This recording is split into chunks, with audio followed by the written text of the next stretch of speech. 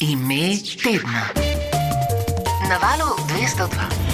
Ime tedna je Andrej Smrekar, kustos in nekdanji direktor Narodne galerije v Ljubljani. Slovensko umetnostno zgodovinsko društvo mu je podelilo nagrado Izidorja Cankarja za življenjsko delo. Kot so med drugim zapisali, je svojim raziskovalnim delom na področju likovne umetnosti na Slovenskem pomembno pripomogel k razvoju muzealske oziroma galerijske stroke ter k ohranjanju umetnostne dediščine v Sloveniji. Pozdravljeni, Andrej Smrekar.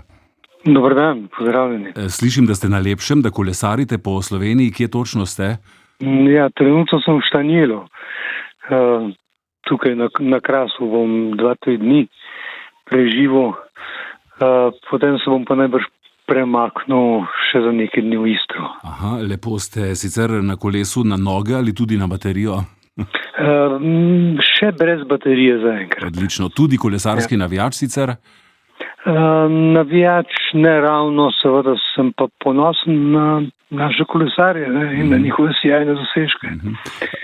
Andrej Smrekar, gremo zdaj k tistemu, zaradi česar ste postali ime tedna na Valu 202, k nagradi za življenjsko delo. Nagradili so vas za življenjsko delo ne prvič, sicer očitno vsako pomlad pride kakšna taka nagrada, sodeč po Valvazorjevi lansko leto, a ne? In zdaj še nagradi Izidorja Cankarja. Kaj vam po toliko, bom rekel, kariernih vrhuncih pomenijo taka priznanja? No, to je treba povedati, da sem enkrat študentsko Prešernovo nagrado dobil, ne. Potem je pa minilo skoraj 50 let, da ste se zgodili še dve, ne. Seveda je to izjemna čast, ne, če kolegi v stroki presodijo, da sem si s svojim delom nagrado prislužil. Seveda nagrada nikoli ni bila cilj, ne. To pride, če pride tako spotoma. Drugače pa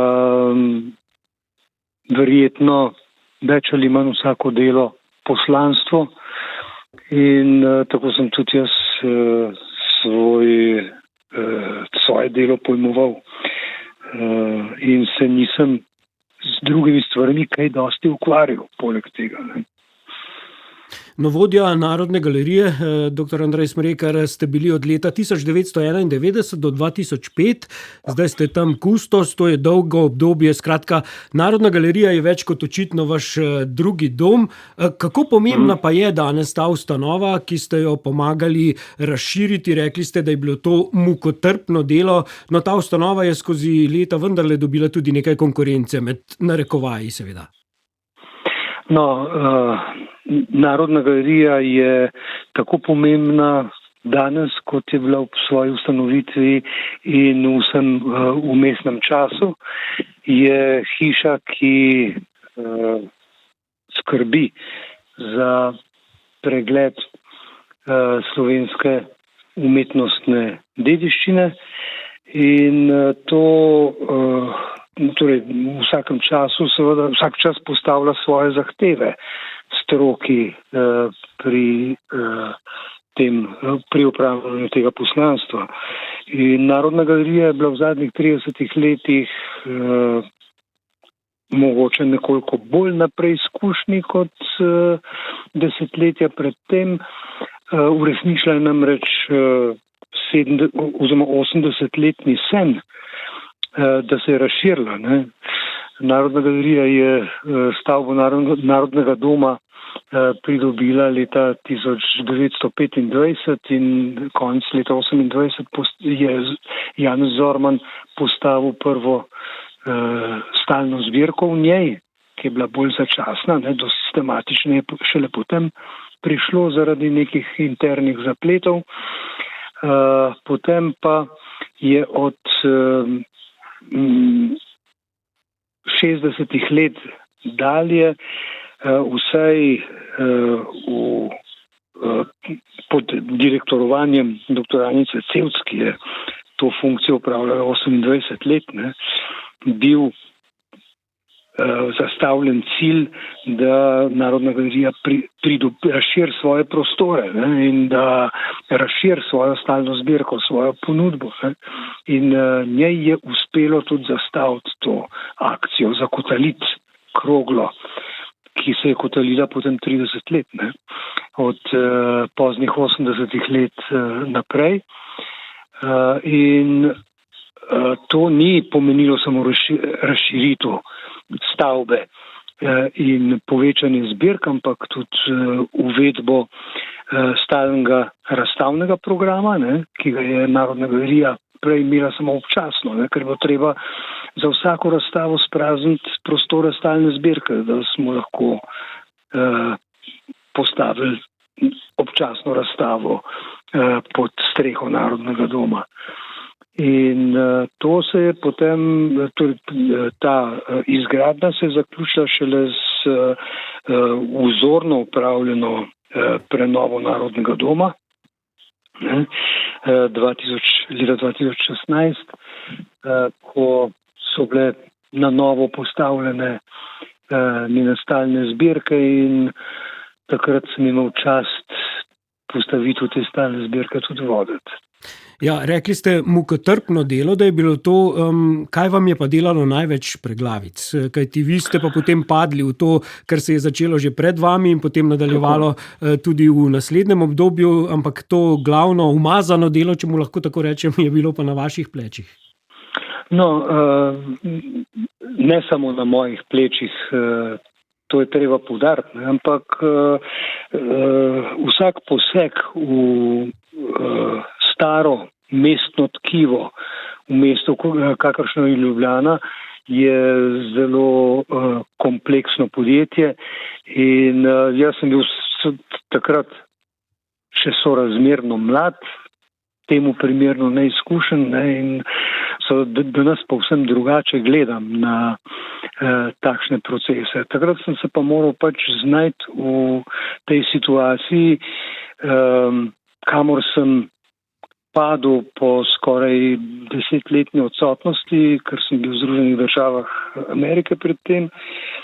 In seveda takrat smo se soočali z vsemi možnimi oblikami protestov in ugovorov, protigradnji, z idejami, kako sicer Narodno galerijo razširiti in povečati, ampak težava je bila predvsem v tem, ne, kar sem jaz zelo težko prenesel sam osebno, intimno, da je bila razširitev Narodne galerije vezana zmeraj še na neke druge projekte. In to je bil robovodnak, ne, ki so ga že prej pri nekaterih inštitucijah izkoristili, pa potem pustili nekonzerviranega. Ne. In jaz sem si, meni je bilo jasno, da je prostor, kamor bilo treba umestiti novo krilo Narodne galerije, sorazmerno tesen in ga potrebujemo predvsem za muzejske prostore. Ne. In bi morali po moje iskati rešitev za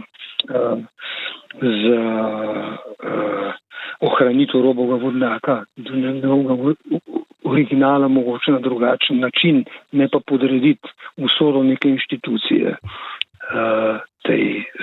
tej potezi. Ampak na koncu se je šlo tako, da mislim, da nas kompleks Narodne galerije s temi intervencijami 3 stoletij, 19.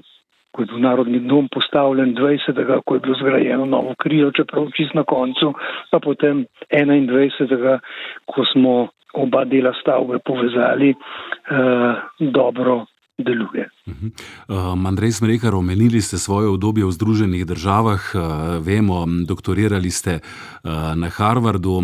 Harvard se zdaj kar pogosto omenja v medijih, če smo nekoliko aktualni. Kako recimo s tem v misli gledate na zahteve ameriškega predsednika Donalda Trumpa in ameriške vlade, med drugim vključuje ukinitev programov za spodbujanje raznolikosti, sodelovanje z Ministrstvom za domovinsko varnost pri nadzoru študentov, katerih prepričanje naj bi bilo v nasprotju z ameriškimi vrednotami. Vlada je tudi zamrznila ogromno proračunskih sredstev. Kako spremljate to zgodbo? Ja, to je precej žalostno obdobje ne za samo univerzo, ampak za zahodni humanizem sploh. Ne? In moram reči, da je situacija ta trenutek precej obrnjena. Veste, v mojih časih, v 80-ih letih, so študentje protestirali proti investicijam univerze, univerzitetne korporacije v diamantne rudnike v Južni Afriki. Ne? In takrat je univerza nekaj študentov izključila iz svojih programov zaradi zagovarjanja stališč proti tem investicijam. Ne? Danes je, in to me veseli, da je zadeva obrnjena in da je ta univerza, da se je ta univerza v primerjavi z nekaterimi drugimi izpostavila in uprla diktatu politike. Ja, in to kar odločno. Če počasi sklenemo ta pogovor, Andrej Smrekar, to nedeljo je prva nedelja v mesecu, to pomeni, da je vstop tudi v Narodno galerijo brezplačen. Kateri je vaš najljubši kotiček Narodne galerije ali pa kateri avtor, katero delo, kje se najraje zadržite? Ja, veste, ne bi se mogel odločiti za en sam predmet, ne? So pa določene umetnine, v katerih sem pisal. Ne? In tako me je zmeraj fasciniral Drameljski Kristus v srednjeveški zbirki, pa Fokionova žena z bogato Jonko, pa Tominčevi družinski portreti, recimo, pa seveda nekatere slike naših impresionistov, ne, kjer pa bi težko govoril o posameznih primerkih, vendar ne gre za pomembne opuse iz določenega zgodnega modernega obdobja pri nas. Ne, in to je bilo tisto območje, v katerem sem se gibal. Že kot direktor sem se moral ukvarjati s vprašanjem prezentacije slovenske umetnostne dediščine, oziroma umetnostne dediščine na Slovenskem. In to me je spodbujalo, da sem se lotil po svoje zelo različnih umetnin, ki so pa intrigantne. In lastnost dobrih umetnin je, da vsakič, ko jo pogledaš, spoznaš nekaj novega, vidiš nekaj novega. Doktor Andrej Smrekar, ste si za katero od del, ki jih je mogoče občudovati v Narodni galeriji, kdaj želeli, da bi ga imeli doma? Ne, moje poslanstvo je bilo v tem, da zagotovim vrhunske umetnine slovenski javnosti. In to je bistvo, po moje, poslanstvo vsakega muzealca, da javnosti posreduje najboljše, kar je v njegovem dosežku. In prav je, da si jih lahko v Narodni galeriji kadarkoli ogledamo, ne samo takrat, ko je vstop brezplačen, to sem omenil, samo mimogrede, sicer spodbujamo obiske kulturnih ustanov, kadarkoli si tega zaželimo. Andrej Smrekar, ime tedna na Valu 202, hvala za tale pogovor, prijeten dopust še naprej in uspešno delo vam želim. No, hvala lepa tudi vam.